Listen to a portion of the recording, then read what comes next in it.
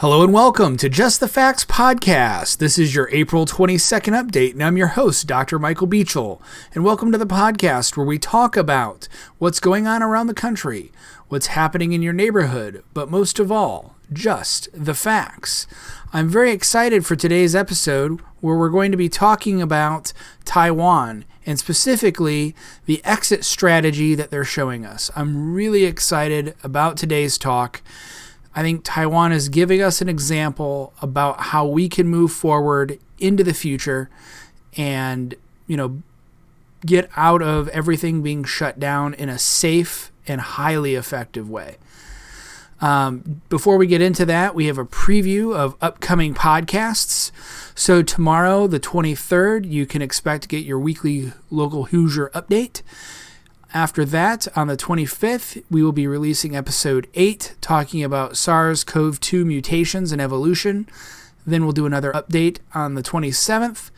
Then on the May 1st, you can expect to hear some experimental SARS-CoV-2 medications and what's available. And then after that, on the 3rd, another local update. So this is just a nice preview of the podcast that you can see coming up. Again, my virology class at the University of St. Francis has been helping me put together these podcasts, and I think they've been doing just an absolutely wonderful job. As always, if you ever have questions, curiosities, things that you'd like to know about the coronavirus, please submit your questions to slido.com. You can enter in the event code 46501, and we will try to get those questions answered for you. So without further ado, I am really excited to welcome Chen back to the program. Thank you so much for coming back on the program today, Chen. I really appreciate you being here. And, good to be back. Today I think we have a really exciting episode. What do you think about it? Yeah, so there is a lot of news internationally about this country of Taiwan that is winning the war on COVID. Yeah, I think it's kind of a neat strategy that they've come up with. So today, folks, we're going to be talking about Taiwan. For those of you that are not familiar with your geography, Taiwan is a small island country, and it is literally right off of the shore of China. So over here, you can see mainland China, you can see the Taiwan Strait, and then you have Taiwan. And so these two are geographically very, very close to each other in this outbreak. Also, another reason that we think it's relevant to talk about Taiwan today is that Taiwan has relatively the same population as New York City. And so we keep hearing about this outbreak being so robust in New York. And New York City's population is roughly 20 million, 19.53 million people, whereas Taiwan's population as a total country is about 23 million. So very comparable populations, but they're really experiencing some different outcomes. And so when we go through this PowerPoint today, think about how we could take some of these strategies, how could we take some of these ideas that Taiwan has implemented and really focus on, what could we do in cities like New York to maybe better our outcomes? Yeah, exactly. So first we should start with some history, right, Chen? Yeah, definitely. Going back to geography-wise, Taiwan is only 615 miles away from Wuhan, the epicenter of where all this epidemic started. You said 615 miles. Yep. Wow. So what is that, about Chicago to New York, maybe? Yeah. Pretty close. So how did Taiwanese government, spoiler alert here, successfully contain this pandemic without enforcing a stay-in-place or a lockdown order to the general public? Well, it started in 2003 when there was a SARS epidemic that originated from China. That killed 181 Taiwanese. And afterwards, they started researching on what they did wrong, and they found out a lot of the stuff they were doing were too retroactive and not enough proactive. So today, as I kind of talk about what Taiwan's been doing, notice the timeline on the bottom of the screen and how proactive they are when there's nothing there. Okay, because they knew what's coming. They've been through this before. They've been through H1N1, SARS, MERS. They know from experience how exponentially fast things happen. And just to kind of remind our viewers here, SARS was the first coronavirus, the first human or animal to human transmissible novel coronavirus that came out back in 2003. Mm-hmm. So they have had experience with these coronaviruses. This SARS outbreak was, even though these numbers seem small by today's standard, to only have 668 cases, but then to have 181 of those cases die, that's a pretty high percentage. Right. So they really did get kind of a preview of the beast that we're experiencing today with our novel SARS-CoV-2 coronavirus pandemic.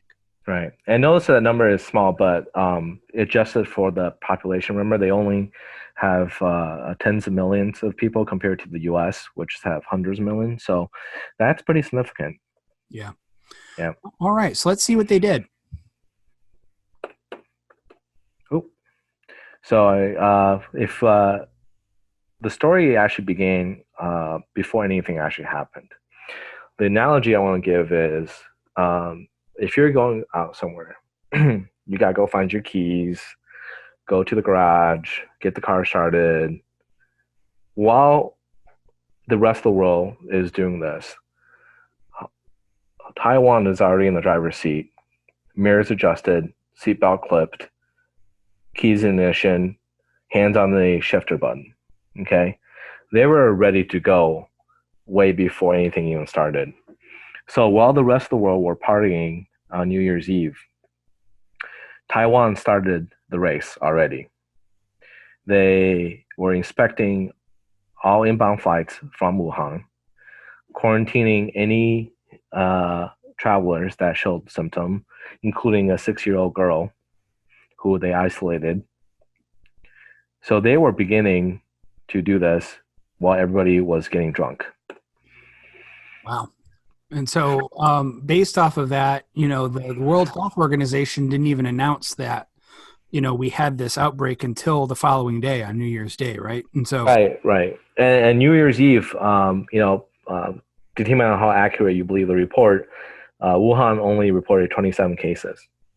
Okay. Just 27 cases. So they really reacted immediately. Immediately, because they knew how disease work. And the earlier you intervene in a disease, the more benefit, the more exponential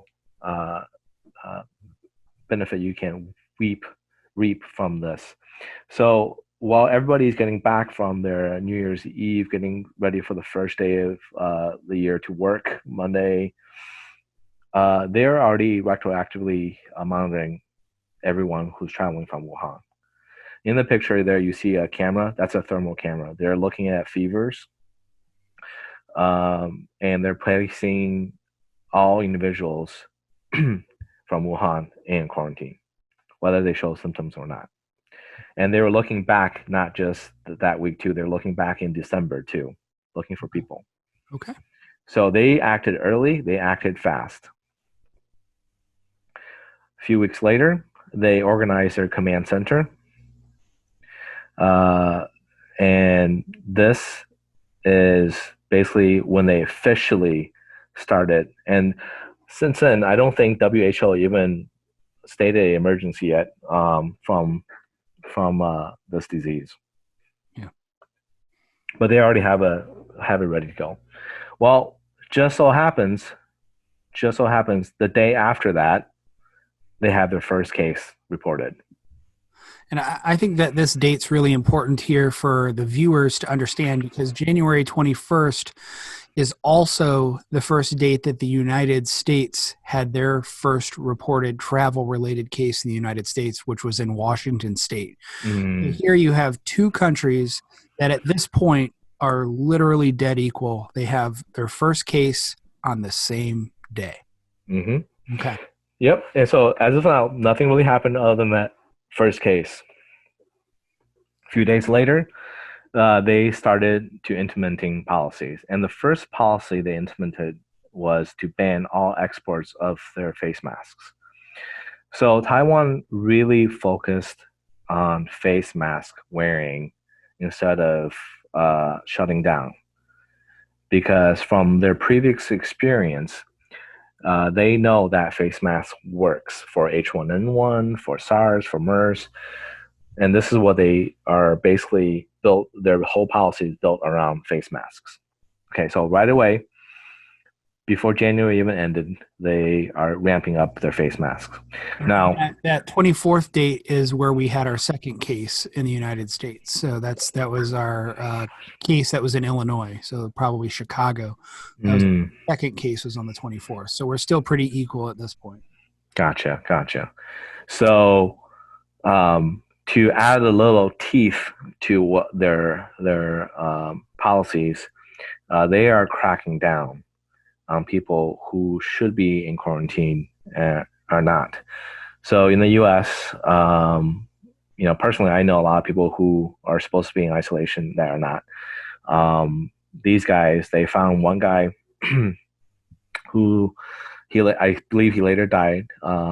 He went to a ballroom dance, I think, and when they found out, he was fined equivalent of $10,000. So they don't mess around. They want to make sure that everybody knows they're taking this very seriously. Okay. And by the way, if you look at the bottom, nothing really happened. Okay. Now they have an army of people disinfecting public spaces like sports centers, convention centers, schools, churches, any gathering area. Bus stations, they're sanitizing, disinfecting. They're providing daily briefings, and this is when they're having their first domestic case reported. So domestic case means that a person that is that got the virus from someone else in the country instead of traveling and bringing it back in. Not a non-traveler. Right. Now, the reason why this is significant is it shows how good their contact tracing is. Contact tracing is a technique that basically you're like a detective and you make sure that you figure out which person who has been confirmed and who they've been with and where they've been, and basically figure out who they could pose a risk to. So the fact that they knew this right away in January, that this person got it from this person, is show how good their investigation is. Okay, so before January ends, they ban all travel to China and from China, which is expected. Yeah, and we were on the same path with them at this point too. So on the 31st, so the day after this, is when the United States issued their Proclamation 9984, which suspended entry of foreign nationals who had traveled to mainland China in the previous 2 weeks. And so at least in that aspect, we're pretty close. We didn't do this next one here though on the Yeah. So the next day, they started looking. They don't just look at China; they start looking at other countries, and they started to see. And this is before Italy actually even exploded. They started to see the infection rate in Italy, and before Italy even started, they banned flights from Italy. I believe they banned flights from South Korea pretty soon after that too, which is also another hot spot a few weeks later.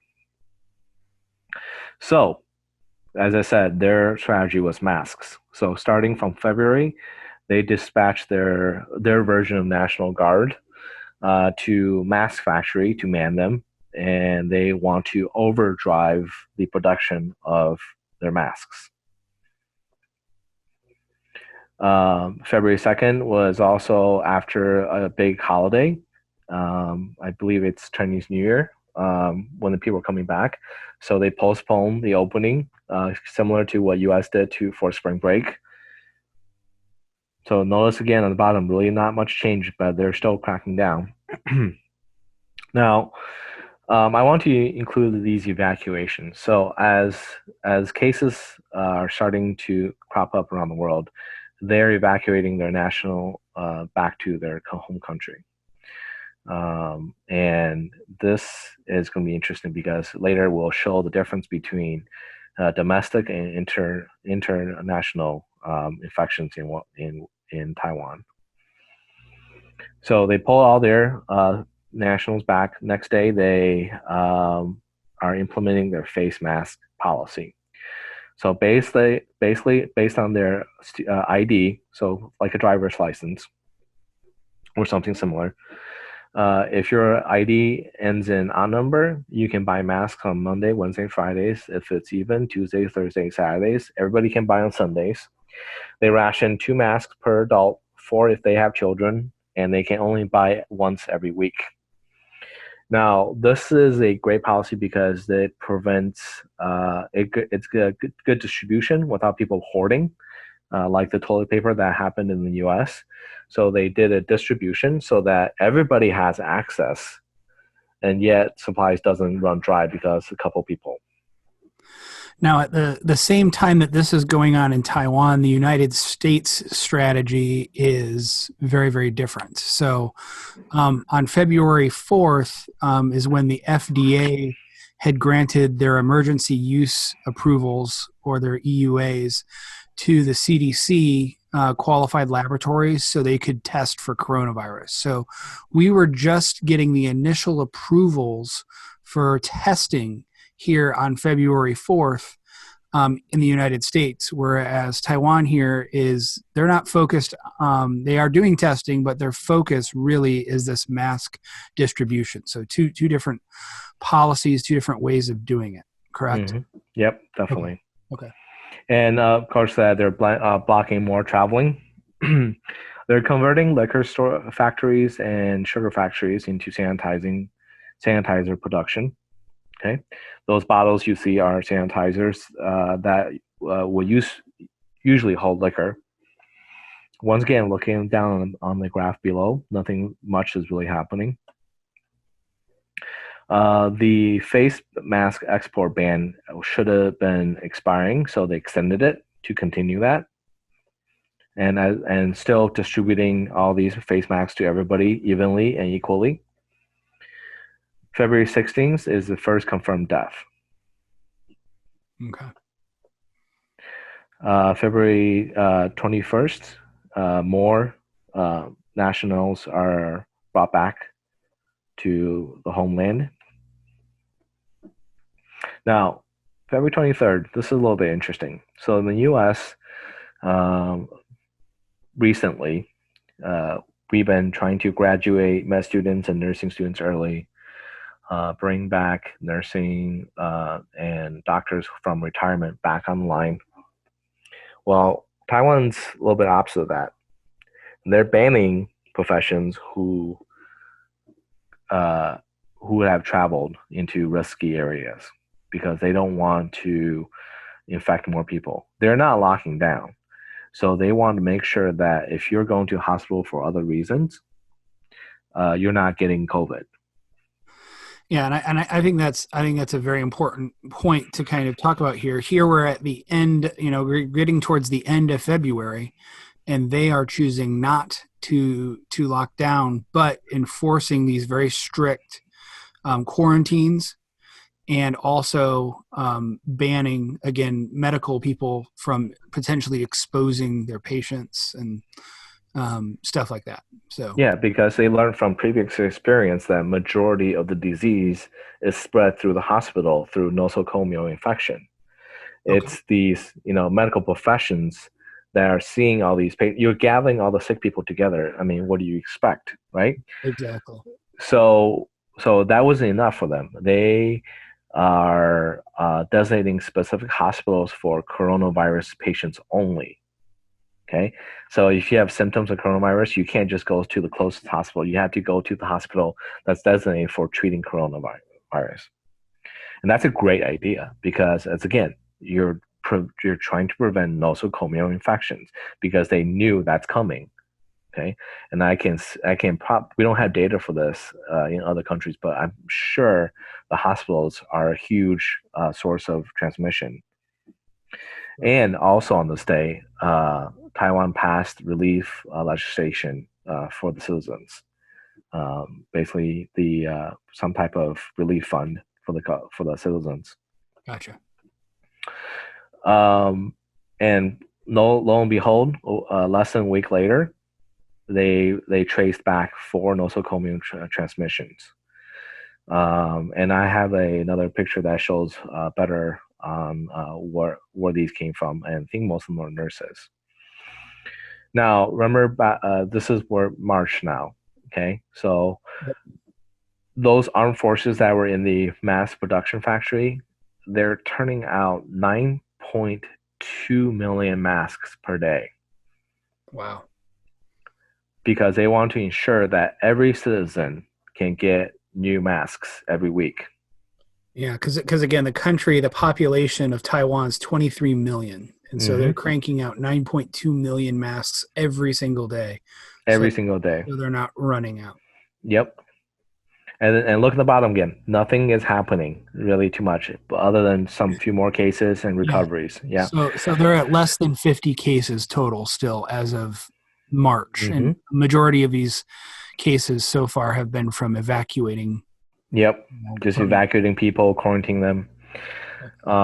They are now banning all the exports of digital thermometers because they realize how valuable it is for the control of the spread of this virus. Okay. More evacuations of nationals from Wuhan. Okay.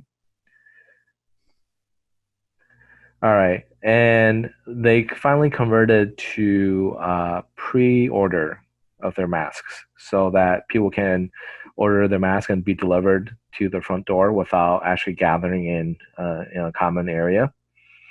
They then also released a diagram of their contact tracing, making it public so that people know where these cases are coming from. The blue cases you see are domestic. The red are international.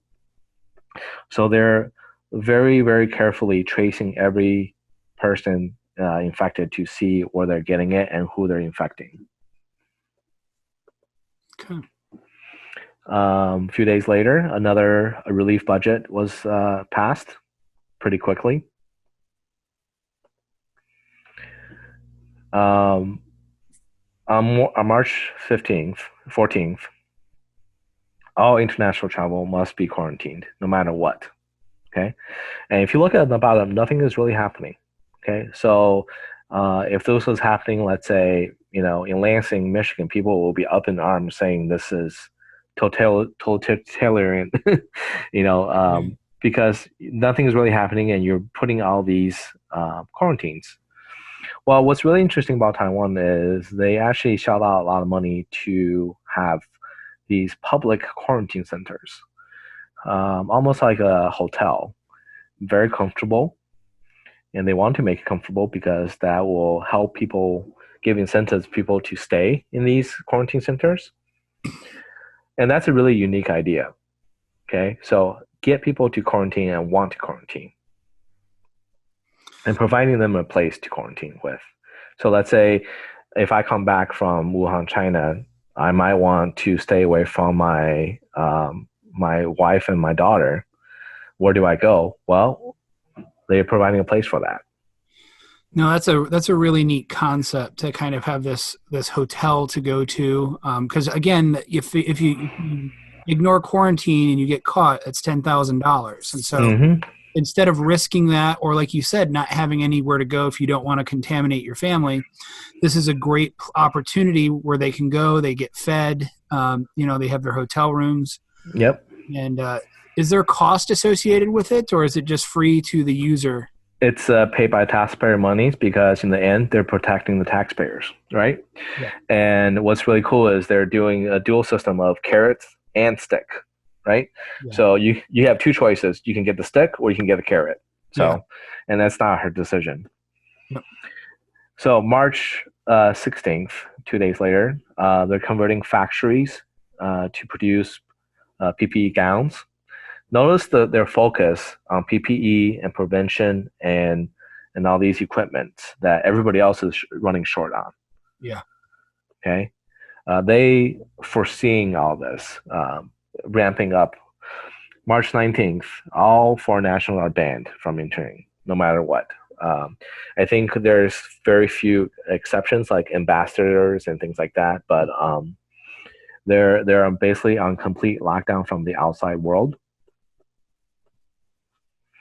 Next day, all non-essential travels are to be avoided. So this is the key here. Taiwan never actually went on full lockdown. Okay. And this was their peak, 27 cases in one day. That was their peak. For the whole country. For the whole country. For the whole country.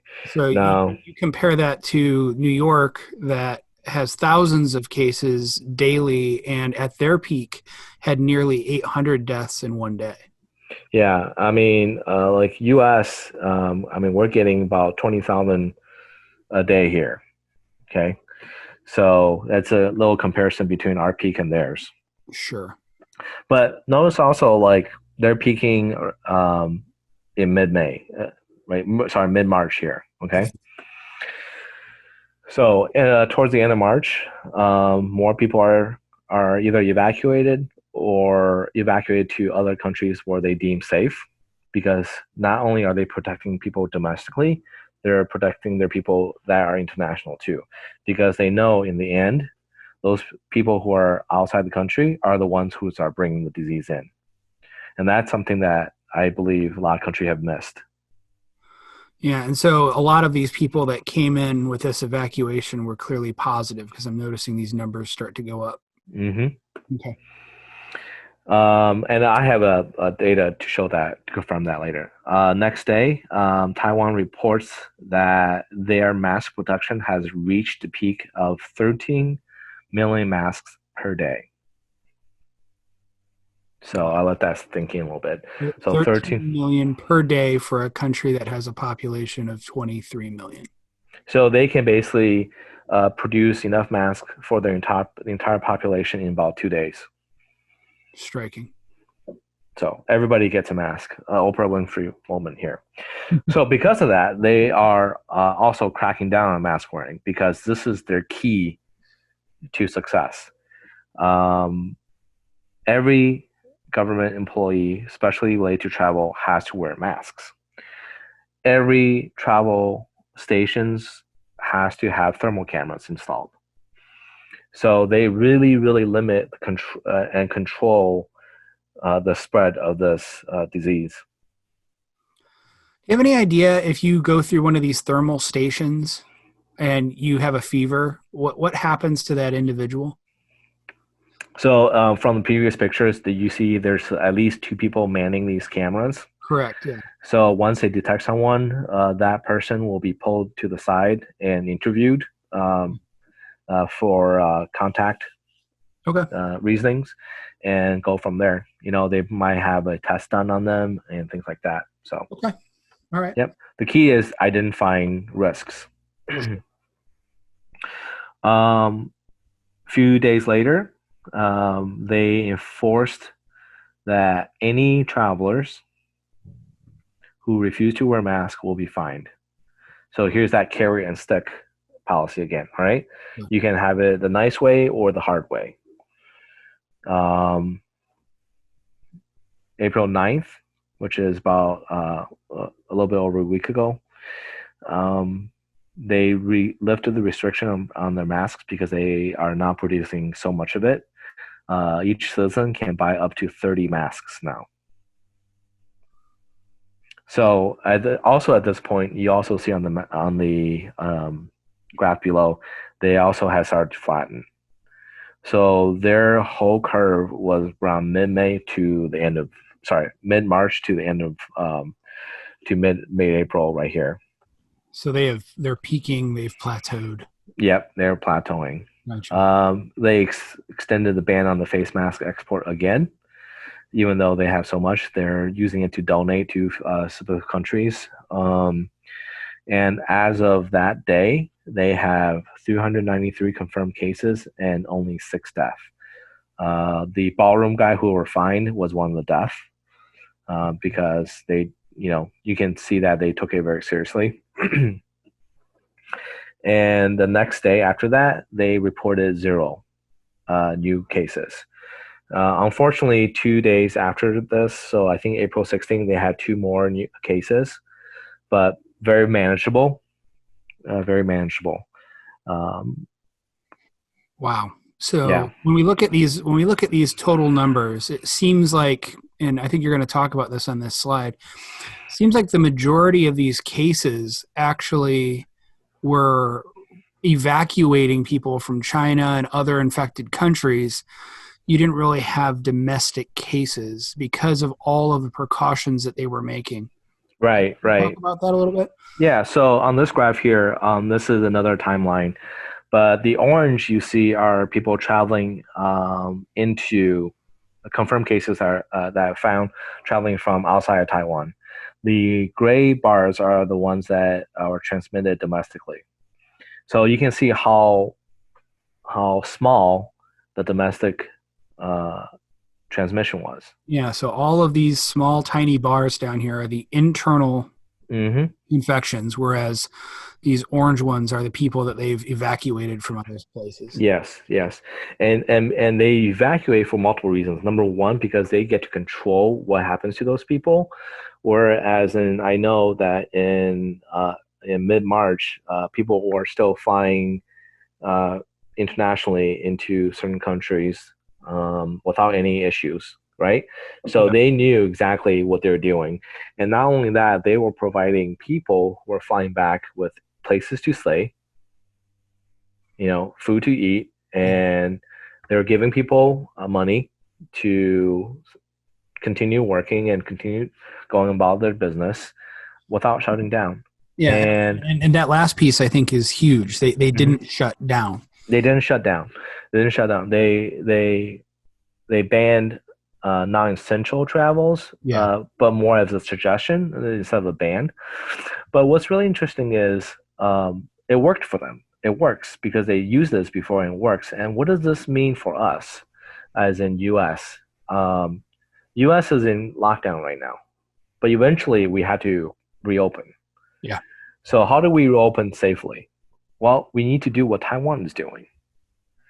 We need to do what they're doing because I mean, obviously, it's too late for us to control it. But what we can do is they are trying to control the spread.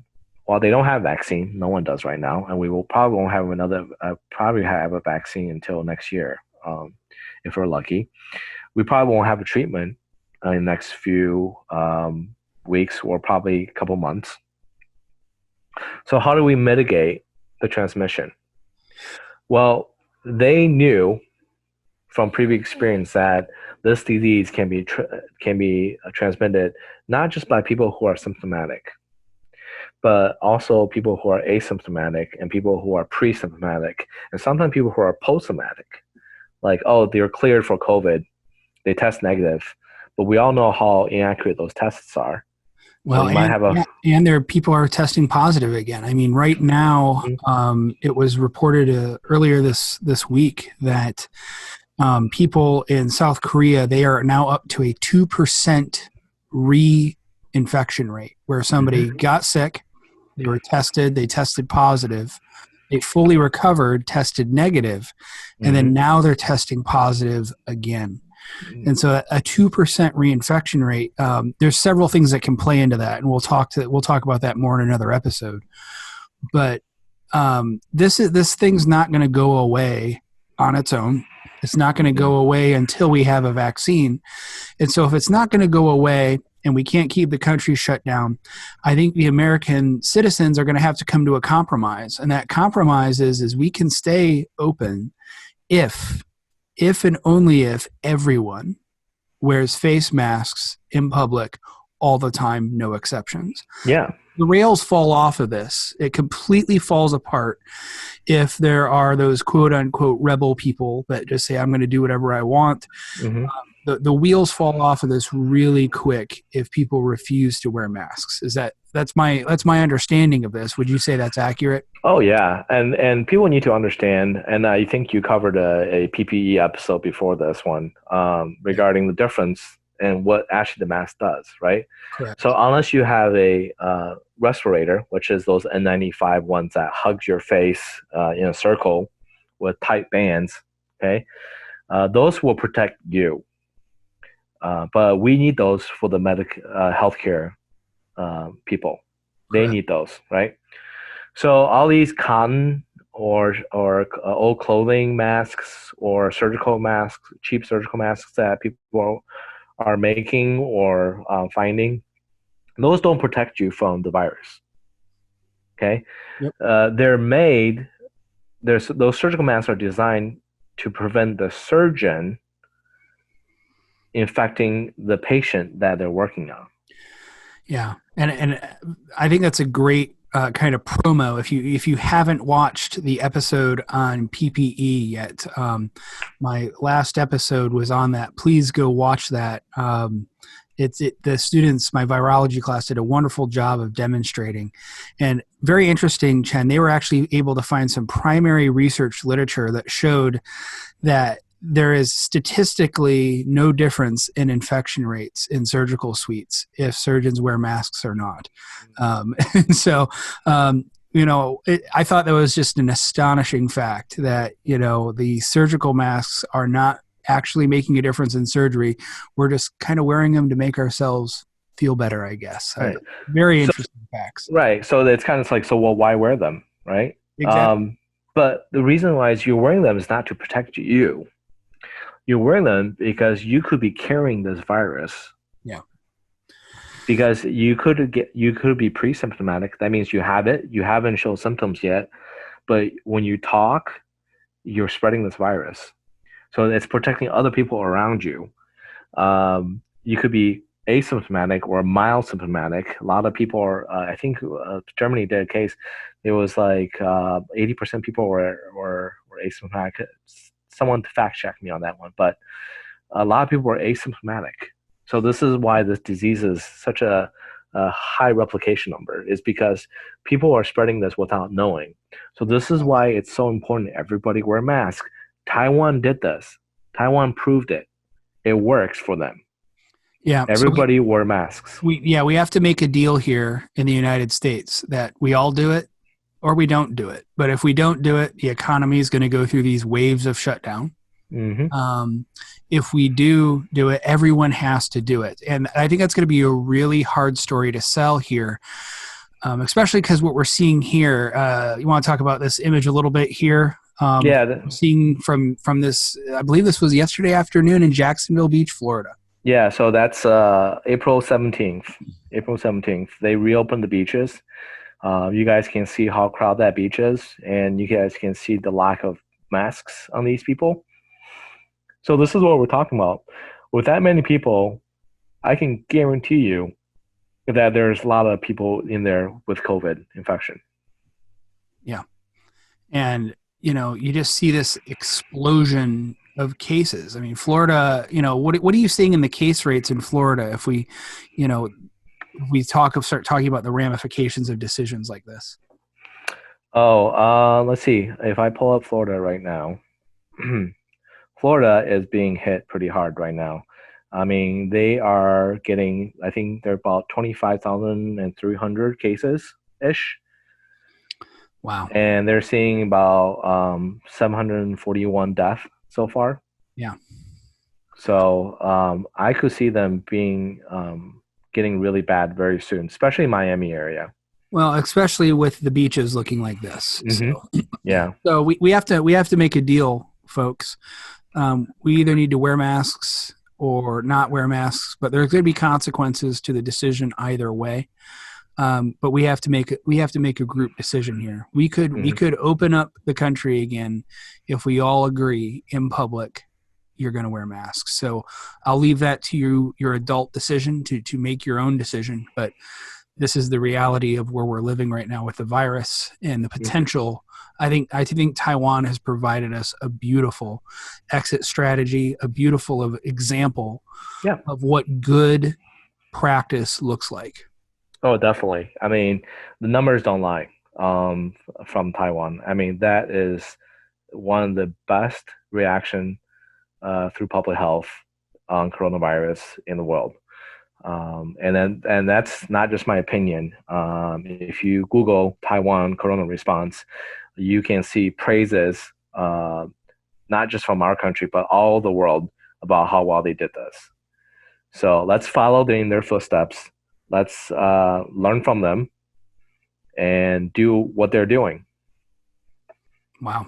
Chen, I can't thank you enough. Excuse me. I can't thank you enough for bringing me this story. You brought this up the other day, and I said, let's run with it.